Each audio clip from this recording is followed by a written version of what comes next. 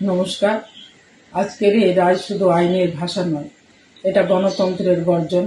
যখন লক্ষ লক্ষ মানুষের ভোটাধিকার কেড়ে নেওয়া হচ্ছিল, তখন অনেকেই চুপ ছিল, কিন্তু আমাদের মুখ্যমন্ত্রী মমতা বন্দ্যোপাধ্যায় লড়াই থেকে পিছু হটেনি।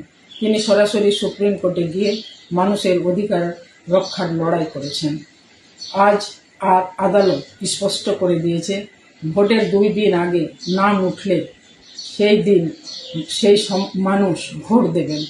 অর্থাৎ পরিষ্কার, কোনো শক্তি, কোনো চক্রান্ত, কোনো ভয় দেখিয়ে বাংলার মানুষের অধিকার দমিয়ে রাখা যাবে না। এখন সময় কাজে। সাপ্লিমেন্টারি লিস্ট বের হওয়ার মাত্র প্রতিটা বাড়িতে, প্রতিটা ভোটারের হাতে পৌঁছে দিতে হবে স্লিপ। এই লড়াই শুধু ভোটের নয়, এটা সম্মানের, এটা অস্তিত্বের, এটা বাংলার আত্মসম্মানের লড়াই। মনে রাখবেন, বাংলা কখনো মাথা নত করে না। যতই আক্রমণ হোক, যতই ষড়যন্ত্র হোক, বাংলা নিজের অধিকার ছিনিয়ে নিতে জানে, আর বাংলা আবারও জিতবে।